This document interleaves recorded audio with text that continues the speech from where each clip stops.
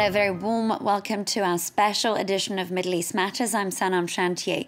This week, we're putting the spotlight on the water crisis in the region. This is linked to everything from rising temperatures to damaged infrastructure and even mismanagement.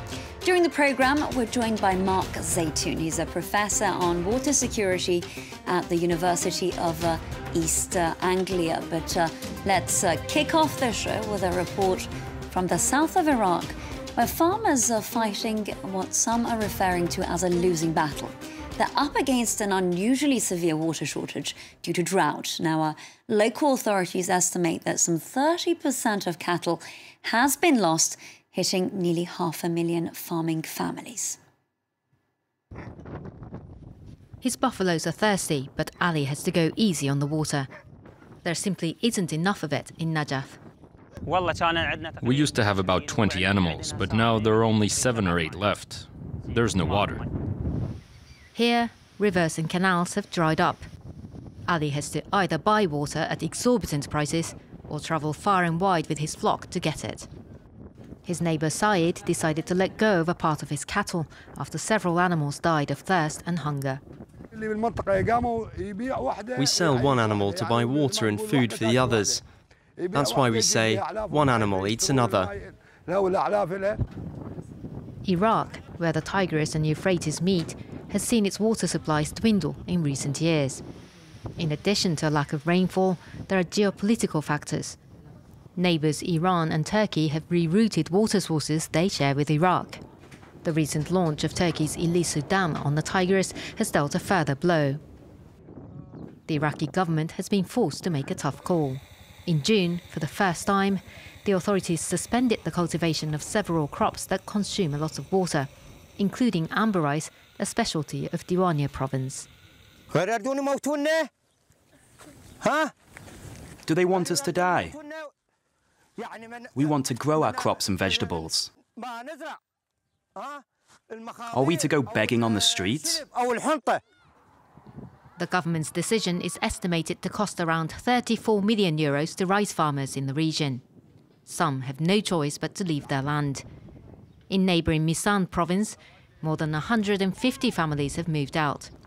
Those in Diwania may soon follow suit. Let's now bring in Mark Zeitoun, who's a specialist in this field. Thank you so much for joining us. Can you talk us through how this drought in Iraq and also in Iran has been creating political tensions? Of course, in the Islamic Republic, we've seen a number of somewhat violent rallies.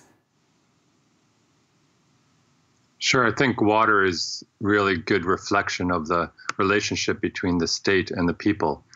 So if there's a drought that's making water issues or less water available for everyone, and the tensions or the relationship between the people and the state is already bad, then things would generally get worse. Normally we find, especially in the countries we were just talking about, Iraq, Iran, Turkey, Syria, for example, that it's mismanagement much more than the drought. And the problems are human-made rather than natural.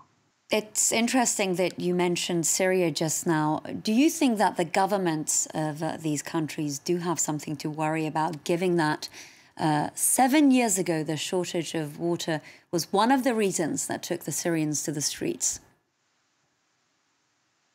I think Syria is a really interesting case because there were a number of reasons that the people took to the streets in 2011. Water might have been one of them. There's a tendency maybe to overascribe the importance of water in the bigger picture of political tensions that have existed, class tensions that have existed for decades.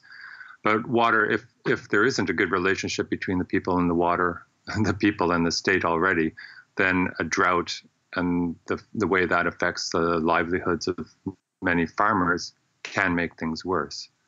So I think Iraq and Iran and all countries indeed should be managing their water resources well as having a good contract with their own people, of course. So a potential call for the Iranian and Iraqi governments to try and take care of the water crisis. Mark Zeitoun, please do stay with us. We will come back to you later in the programme.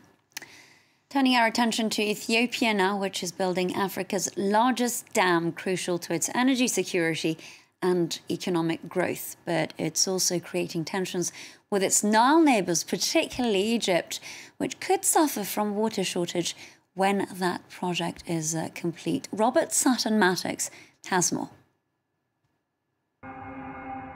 The Nile, the longest river in the world, and each country that it passes through wants to harness its power. In Ethiopia, a monster of concrete and steel is emerging on the banks of the Nile. The country wants the Grand Renaissance Dam to be the driving force in its economic rebirth. It will be the largest hydroelectric dam in Africa and will ensure Ethiopia's energy independence in a country where electricity demand is rising by 30% each year. The problem, the Nile is not just Ethiopia's, and it's causing concern downstream in Egypt, a nation that has long controlled the Nile's power with its impressive Aswan Dam. To understand the potential impact of the Ethiopian dam, one has to go to the Nile Delta.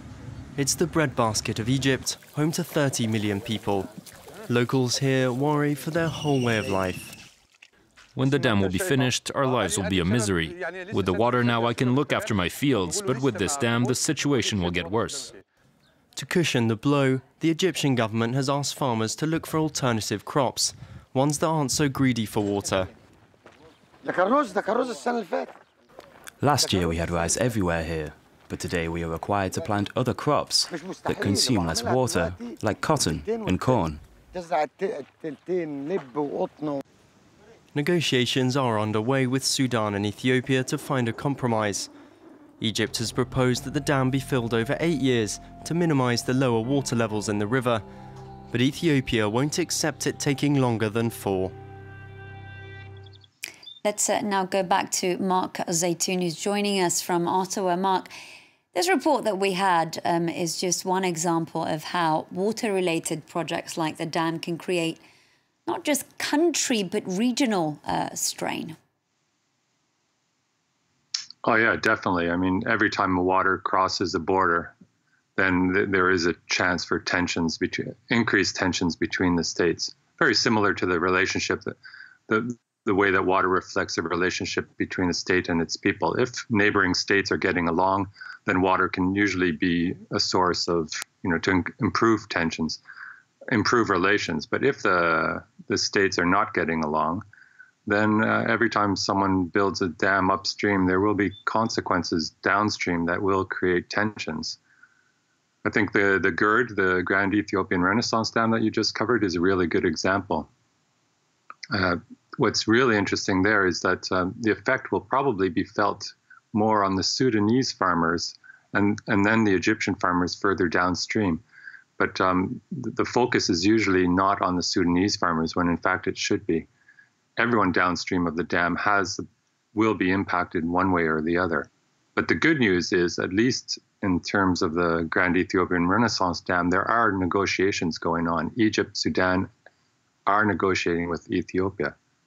In the other case of the Tigris and Euphrates, where Turkey is building the Elisu Dam and Iran is building all sorts of diversion infrastructure on the tributaries to the Tigris, there aren't many discussions or negotiations with downstream Iraq, and Iraq is feeling the consequences, I'm afraid, much more than even Sudan and Ethiopia will, precisely because there's not enough diplomacy going on the Tigris and Euphrates. I'd like to move away from that dam project and focus on the fact that over the past years, we've actually seen Israel use water as a pressure tool on Palestinians. Do you think water can become a facilitator for peace at any point, or is that too optimistic? I'd like to think that. I've spent a good part of my life trying to make peace with out of water. In the case of Israel and the Palestinians, then if you keep your eyes open, what you see is that it's being used as a tool to further colonize the West Bank. I mean, water is provided to Israeli-only settlements so that the right kind of people can settle there. And water is denied to the Palestinian villages so that eventually they end up leaving. So it's another reflection of the relationship between two different states in this case.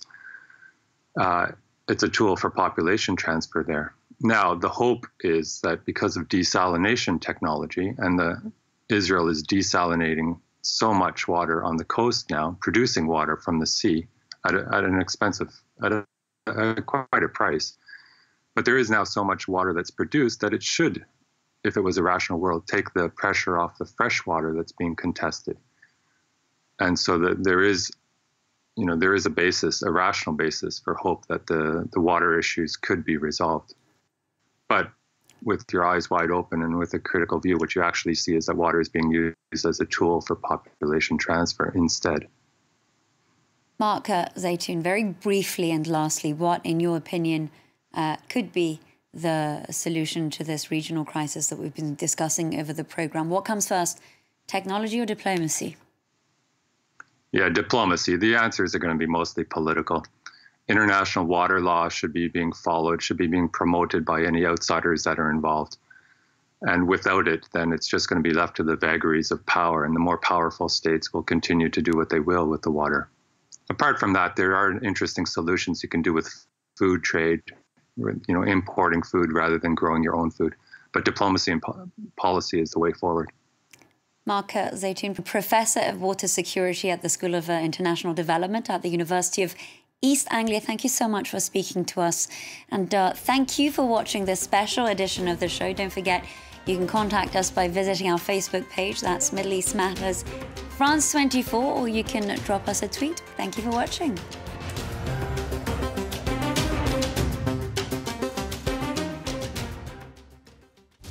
You might watch France 24 in English, but don't forget, France 24 is also broadcast in French, Arabic, and Spanish. Muy buenas tardes, bienvenidos a las noticias de France 24. Available on cable and satellite systems and online media in France and around the world.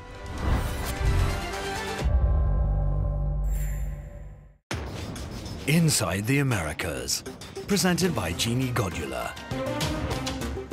From North America to the southern tip of Patagonia, join us for a look at the latest political, economic, cultural and social news from the Americas. I think closing loopholes is a good thing. Inside the Americas on France 24 and France24.com.